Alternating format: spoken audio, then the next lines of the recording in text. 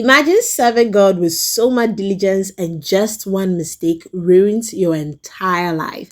You know when they say that the spirit of Jezebel and Delilah still lives on earth? Thinline the movie proves that this is very true.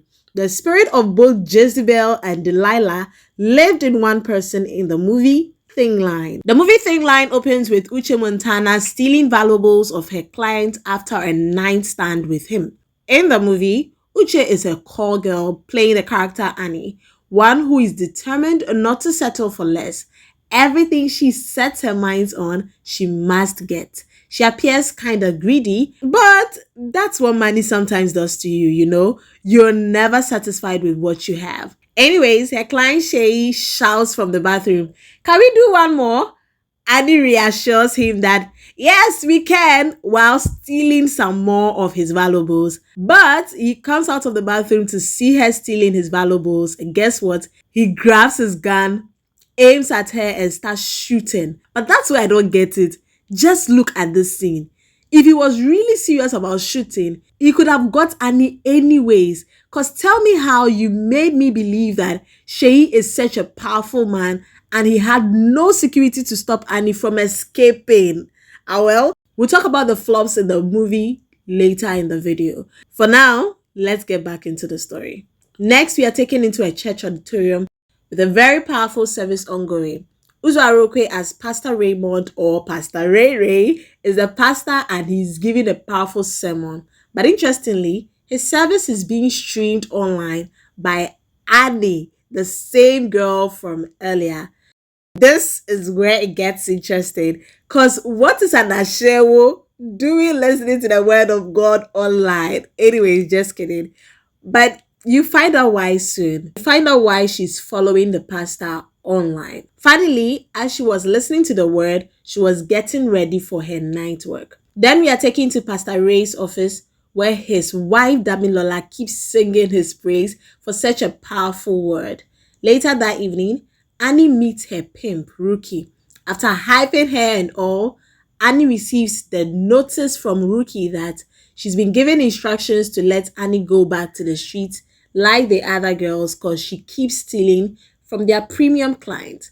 Apparently, Annie was a street girl like every other person, calling for customers by the street, but just because of her banging body and loyal to Rookie, she was giving only premium clients who paid very well enough to take care of the streets.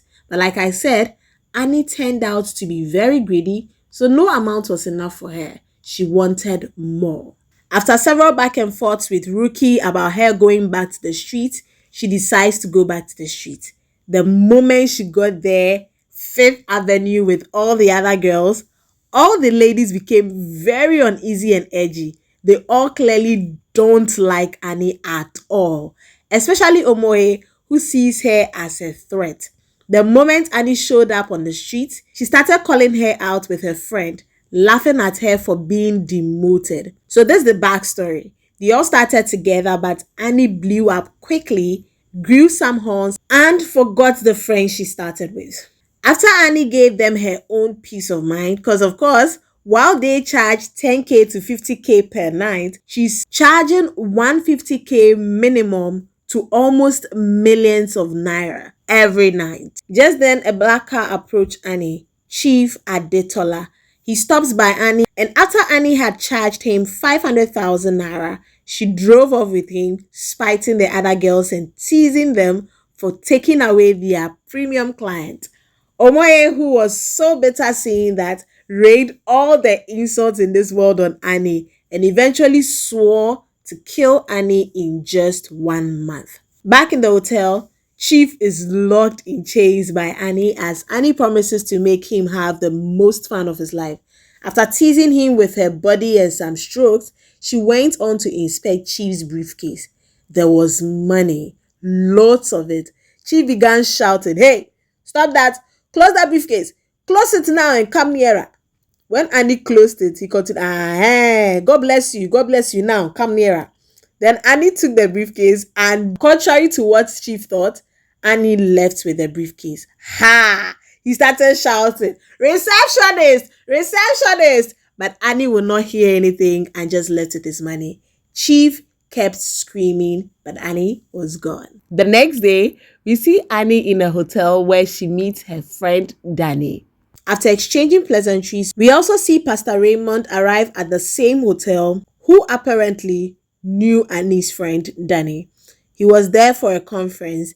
Annie quietly followed Pastor Raymond to see his room and proceeded to her own room as well. We then find out that the money that was on Chief that day was not even his money. It turned out to be his wife's money. Money she was going to use to get things for her business. You can imagine the chaos in their house when Chief tells his wife that the money was all gone. He faked some story that they were robbed by armed robbers. And gosh, Iyabo Ojo, who happens to be his wife, was not having it at all. Apparently, Chief was so much afraid of his wife because she was terror. Back at the hotel, Annie is busily observing Pastor Raymond. When she noticed Pastor Ray was having some drinks with Danny, she goes closer to them as though she's just bumping into Danny as well and joined the two at their table.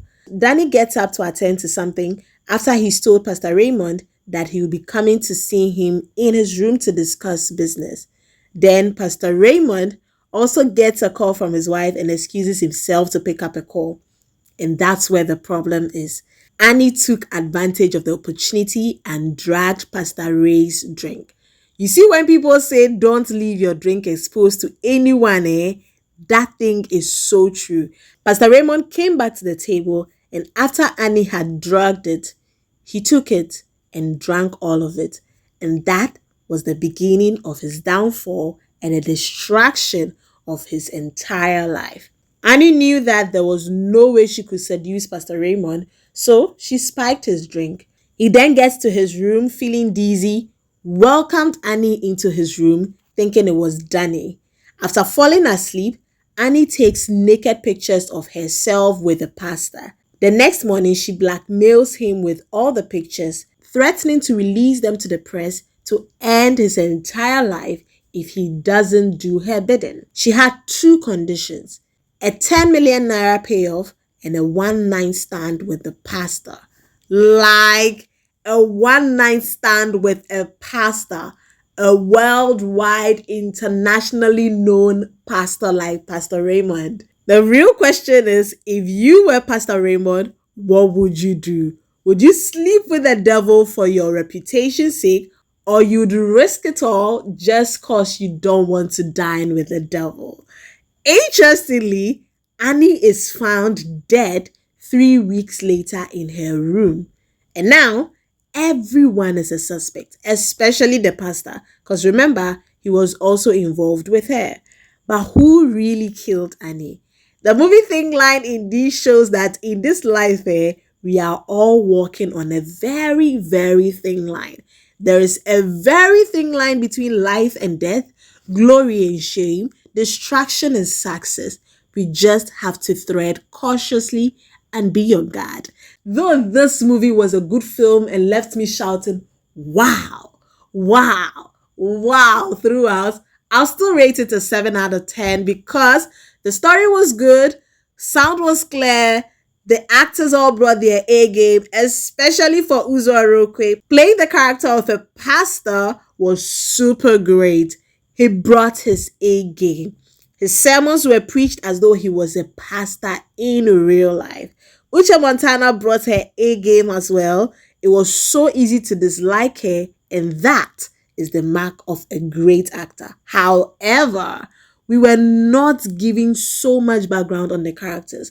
Though there were a number of flops in the movie, but we were not giving enough background on the characters. A few talks here and there to tell us a little about them, but I think we needed more because we needed to understand how they think and why they did what they did. Especially Annie. We needed to know her more to understand why she made the decisions she made. Has she always been like that? Or she got greedy along the way? Or it was her own way of securing her future? Again, the scene with Annie and Damilola was too sketchy. Damilola seemed like someone who only went to Annie's room to talk to her that day. The seamen being with her all seemed like she'd planned how everything will go from the hospital before setting off. I can go on and on with several inconsistencies in the movie. Regardless, the movie was a good watch. And this, I loved it. This is one of the most talked about Nollywood films. I don't know what you're doing if you haven't seen it. Have you seen Thingline? What do you think about it? Drop your rating in the comment section. This is the movie that everyone is talking about. Go watch it and tell me what you think about it. It's currently showing on Netflix and this is a banger. Which movie would you like me to review next? Drop it in the comments. The name still remains Mame Abnapukia. Do drop a like for this video, share, kindly subscribe, and tell me which movie you would like me to talk about next in my next video. Catch you in the next, and until next time, see you when I see you. Screw.